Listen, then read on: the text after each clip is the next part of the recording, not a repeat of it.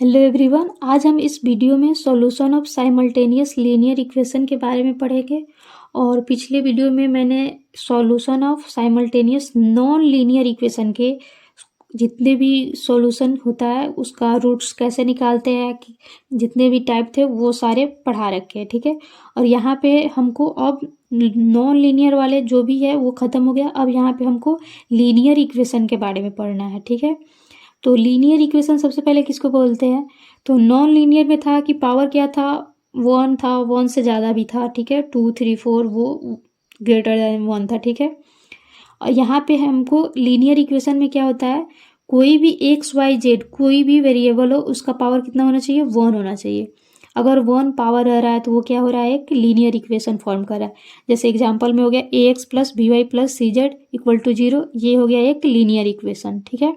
तो इसको सॉल्व करने के लिए ये इस टाइप के जो भी मेरे पास इक्वेशन आएगा उसको सॉल्व करने के लिए हमारे पास दो मेथड होते हैं, ठीक है। एक होता है डायरेक्ट मेथड और सेकेंड होता है मेरा इनडायरेक्ट मेथड, ठीक है। और डायरेक्ट मेथड को ही एग्जैक्ट मेथड बोलते हैं और इनडायरेक्ट को बोलते हैं इटरेटिव मेथड, ठीक है। तो डायरेक्ट में क्या क्या आता है, डायरेक्ट में 3 आते हैं और इनडायरेक्ट में भी 3 आते हैं, ठीक है। तो डायरेक्ट में आता है मेरा डायरेक्ट में क्या आ गया, Gauss elimination method, and second में आ गया Gauss Jordan method, and third मेरा आ गया मेरा क्राउट्स मेथड, एंड इनडायरेक्ट में मेरा आ गया Gauss Jacobi method and Gauss सील्डिंग मेथड एंड रिलैक्सेशन मेथड, ठीक है। तो ये हो गया। अब इसको हम पढ़ेंगे, ये सारे जो भी डायरेक्ट और इनडायरेक्ट में आ रहे हैं, जो भी ये 3 एंड ये 3, इसको सबको पढ़ते हैं। तो सबसे पहला मेरा है गॉस एलिमिनेशन मेथड, तो सबसे पहले इसको देखते हैं, ठीक है, जिसको हम बोलते हैं गॉस एलिमिनेशन मेथड भी बोलते हैं या रो रिडक्शन मेथड भी बोलते हैं, ठीक है। तो चलिए इसको समझते हैं आखिर ये होता क्या है। तो इसका क्वेश्चन कैसे आता है तो उसको समझते हैं। तो हमारे पास 3 इक्वेशन दे रखा है, ठीक है। और पहला है मेरा a1x plus b1y plus c1z equal to d1। Second, ये पहला इक्वेशन मानो। सेकेंड है मेरा a2x plus b2y plus c2z equal to d2, ये हो गया मेरा सेकेंड इक्वेशन। एंड 3 हो गया a3x plus b3y plus c3z equal to d3, तो ये हो गया मेरा थर्ड वाला इक्वेशन। तो हमारे पास 3 इक्वेशन ऐसे क्वेश्चन में दिया रहेगा और बोलेगा इसको कि यहाँ से हमको एक्स वाई जेड का वैल्यू निकालिए। ये मेरा लीनियर इक्वेशन में बोलेगा कि आप एक्स वाई जेड का वैल्यू निकालिए। आपको आपके पास 2 या 3 ऐसे इक्वेशन दिया जाएगा और कहेगा निकालिए, ठीक है। तो इसको कैसे निकालते हैं, तो हम मैट्रिक्स में पढ़े हुए हैं कि जब भी ऐसा कोई क्वेश्चन आता है तो उसको एक मैट्रिक्स फॉर्म देते हैं। तो उसके लिए हम क्या लिखते हैं, जो भी कोफिशिएंट रहता है एक्स वाई जेड का उससे एक मैट्रिक्स बनाते हैं। और जो मेरा d1 d2 d3 रहता है इससे, यानी कि जो इक्वल में जो भी वैल्यू आते हैं उससे एक मैट्रिक्स बनाते हैं, ठीक है। और उससे वहाँ से हम एक्स वाई जेड को ए इनवर्स निकाल के सॉल्व करते थे, उससे बनाते थे, ठीक है। अब यहाँ पे हमको इसमें गॉस एलिमिनेशन मेथड में कैसे सॉल्व करना है उसको देखते हैं, ठीक है। इसमें भी एक मैट्रिक्स बनाएंगे ए एक्स बी, जिसमें ए मेरा क्या हो जाएगा, इस सब का कोफिशिएंट हो जाएगा, और एक्स में क्या आ जाएगा, एक्स वाई जेड ये वाले जितने भी हैं वो आ जाएगा, ठीक है। एंड बी में आ जाएगा d1 d2 d3, तो ये आ गया, ठीक है। ये चलिए लिख के दिखा दे, ठीक है। ए में क्या आएगा, बी में क्या आएगा। ए में मेरा आ जाएगा a1 b1 c1 a2 b2 c2 a3 b3 c3, ये मेरा ए आ गया, ठीक है। और एक्स में मेरा आएगा एक्स वाई एंड जेड, ठीक है। एंड बी में जो मेरा आएगा वो आएगा d1 d2 एंड d3।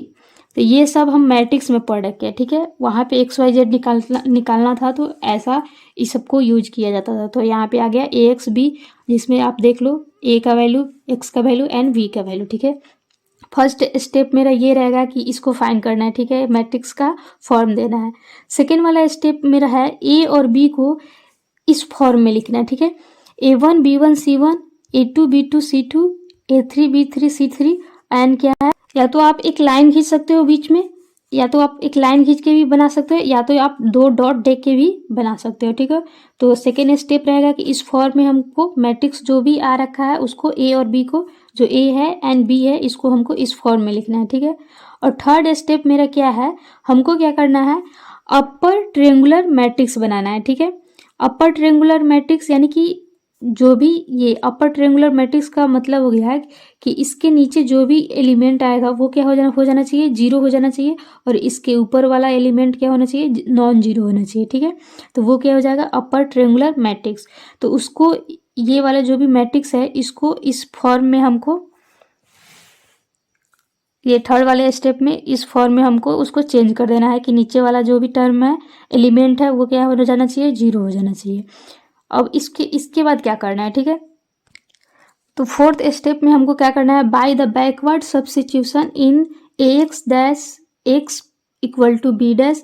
उसके बाद क्या करना है, बैकवर्ड उसको फिर से क्या करना है, एक्स वाई जेड को वहाँ पे सब्स्टिट्यूट करना है और आंसर निकालना है। We get the solution of the given system of the linear equation. उसके बाद हमको क्या मिल जाएगा, सॉल्यूशन मिल जाएगा, ठीक है। तो ये सारे स्टेप हुए। अब इस स्टेप को एक क्वेश्चन के थ्रू समझाते हैं कि आखिर ये स्टेप कैसे यूज करना है और ये स्टेप क्या है, ठीक है। तो चलिए एक एग्जाम्पल के थ्रू समझते हैं। तो मेरा क्वेश्चन बोल रहा है solve the system of equation by Gauss elimination method, ठीक है। तो यहाँ पे 3 इक्वेशन दे रखा है, ठीक है, और इसको सॉल्व करना है गॉस एलिमिनेशन मेथड के द्वारा, ठीक है।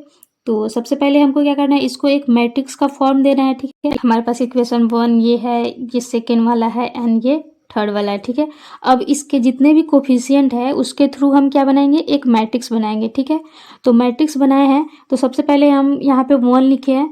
तो एक यहाँ पे एक ध्यान रखिएगा कि अगर कोई भी यहाँ पे इक्वेशन दे रखा है और उसका कोफिशिएंट 1 है तो उसको आप फर्स्ट में लिखिएगा। फर्स्ट में लिखने से होता है कि आगे जब आप इसको सॉल्व करोगे तो वो इजीली सॉल्व हो जाता है, ठीक है। नहीं तो आप चाहो तो नहीं भी लिख सकते हो, लेकिन अगर लिखोगे तो वो इजीली सॉल्व हो जाएगा। इसी वजह से आप क्या करोगे, यहाँ पे 1 वाले कोफिशिएंट पहले लिखोगे। वैसे भी अगर आप देखो तो क्या फर्क पड़ता है, अगर आप इसको पहले लिखो, इस इक्वेशन को पहले लिखो या इस इक्वेशन को बाद में लिखो, कोई फर्क नहीं पड़ेगा। तो इसी वजह से आप यहाँ पे हमने क्या किया, 1 इसको पहले लिखा, 1 एंड इसके लिए 1, इसका इस सब का कोफिशिएंट हमने पहला लिखा है। ये इक्वेशन नंबर 2 का कोफिशिएंट है और ये इक्वेशन नंबर 3 का कोफिशिएंट है एंड ये इक्वेशन नंबर 1 का कोफिशिएंट है, ठीक है। और ये एक्स वाई जेड हो गया, ये मेरा हो गया, ये ए मैट्रिक्स हो गया एंड ये एक्स मैट्रिक्स हो गया एंड ये बी मैट्रिक्स हो गया। तो हमको ए एक्स बी फाइंड कर लिए, ठीक है। अब इसको क्या करना है, एगुमेंट मैट्रिक्स बनाना है, ठीक है। तो उसके लिए मेरा क्या था, A and double dot B था, ठीक है। तो इसको अब उसके रूप में हम इसको लिखते हैं। सेकेंड स्टेप मेरा वही था ना, फर्स्ट वाला ए एक्स बी निकालना था और second A double dot B के रूप में लिखना था। तो इसको लिखेंगे तो ये आ जाएगा 1 1 1 1 माइनस 1 1 2 माइनस 1 3 एंड ये आ गया मेरा बी वाला पार्ट जो था बी वाले मैट्रिक्स में 6 2 एंड 9। तो ये आ गया मेरा, ये सेकेंड स्टेप भी कंप्लीट हो गया। थर्ड स्टेप में मेरा क्या था, अपर ट्रायंगुलर मैट्रिक्स के रूप में इसको फॉर्म करना था, ठीक है। तो अपर ट्रायंगुलर मैट्रिक्स कब होगा, जब ये इसका ये हो गया मेरा जितने भी ये 3 टर्म है एलिमेंट है, जितने भी ये 3 एलिमेंट है ये क्या हो जाना चाहिए, जीरो हो जाना चाहिए। जब ये जीरो हो जाएगा तो ये वाला मैट्रिक्स मेरा एक अपर ट्रायंगुलर मैट्रिक्स के रूप में फॉर्म हो जाएगा। तो उसके लिए सबसे पहला इसको अप्लाई करेंगे, R2 को चेंज कर देंगे R2 माइनस R1 से, ठीक है। और R3 को चेंज कर देंगे R3 माइनस 2 R1 से, ठीक है। तो यहाँ क्या आ जाएगा, जीरो आ जाएगा, ठीक है। R2 है यानी कि ये 1 में से अगर हम 1 को घटाएंगे तो जीरो आ जाएगा। फिर -1 में से -1 को घटाएंगे तो -2 आ जाएगा। 1 में से 1 को घटाएंगे तो जीरो आ जाएगा।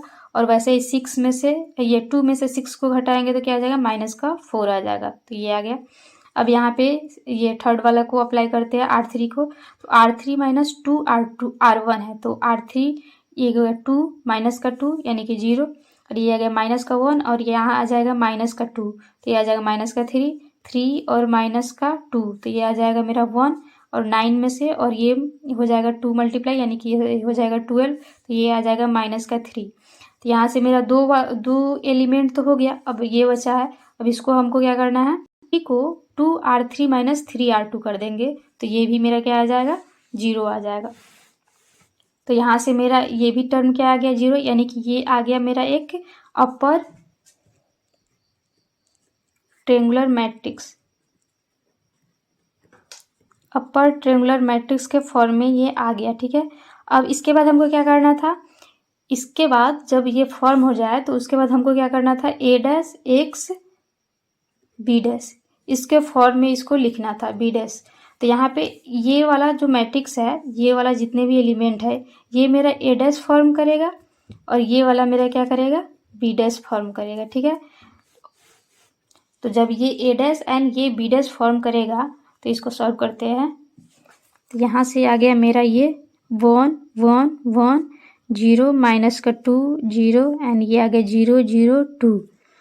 ये हो गया मेरा ए डैश, तो ये हो गया ए डैश और ये इसमें हमको क्या करना है, एक्स को मल्टीप्लाई करना है, तो एक्स वाई जेड आ गया एंड इक्वल में आ जाएगा मेरा बी डैश। तो बी डैश मेरा क्या है 6 माइनस 4 एंड 0।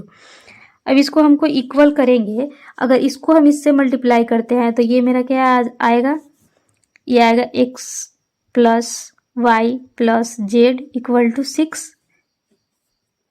6 को अभी रहने दो, अभी मैट्रिक्स के रूप में है ना, तो मैट्रिक्स के रूप में ही लिखते हैं। तो ये आ गया इतना, इसको करेंगे तो 0 आ जाएगा, ये माइनस का 2y एंड ये तो 0 हो जाएगा, इसको करेंगे तो 0 0 एंड ये आ जाएगा 2z। तो यहाँ से अब लिख सकते हैं ना 6 माइनस 4 एंड 0 है, ठीक है। तो x plus Y plus Z equal किसके हो जाएगा, 6 के इक्वल हो जाएगा, तो 6 के इक्वल हो गया। वैसे ही माइनस का 2y किसके इक्वल हो जाएगा, माइनस के 4 के, तो माइनस का 4 हो गया एंड 2z किसके इक्वल हो जाएगा, 6 के, तो 6 का इक्वल हो जाएगा। अब यहाँ से सॉल्व करेंगे तो x का वैल्यू 1 आएगा, y का वैल्यू 2 आ जाएगा एंड z का वैल्यू 3 आ जाएगा। यही प्रोसेस है, ठीक है। इसको वैसे ही सॉल्व करना है। तो वाले मेथड में सबसे पहले हमको क्या करना है, जो भी इक्वेशन दिया रहेगा उसमें ए फाइंड करना है, एक मैट्रिक्स बनाना है ए, जो जिसमें हम जो भी एक्स वाई जेड का कोफिशिएंट रहेगा उसको यूज करना है, और बी में हमको जो उसका कोफिशिएंट के इक्वल साइड में जो इक्वल में रहेगा, इक्वेशन के इक्वल में जो भी एलिमेंट रहेंगे, जो भी नंबर रहेगा उसको लिखना है एंड एक्स वाई जेड तो आप जानते हो कैसे लिखना है। उसके बाद उसको एक ए डबल डॉट बी के रूप में रिप्रेजेंट करना है, ठीक है, बी के रूप में रिप्रेजेंट करना है, जैसे ए डॉट बी के रूप में रिप्रेजेंट करना है। उसके बाद मेरा थर्ड वाला जो स्टेप है उसको अपर ट्रायंगुलर मैट्रिक्स के रूप में उसको सॉल्व करना है, बनाना है उस मैट्रिक्स को, और उसके बाद उसमें से जो A dash and B dash आएगा उसको फिर से हमको A dash x equal to B dash के रूप में उसको सॉल्व करके एक्स वाई जेड निकालना है। तो ये मेरा गॉस एलिमिनेशन मेथड हुआ ख़त्म। अगर वीडियो पसंद आया तो प्लीज़ लाइक करें, शेयर करें, सब्सक्राइब करें।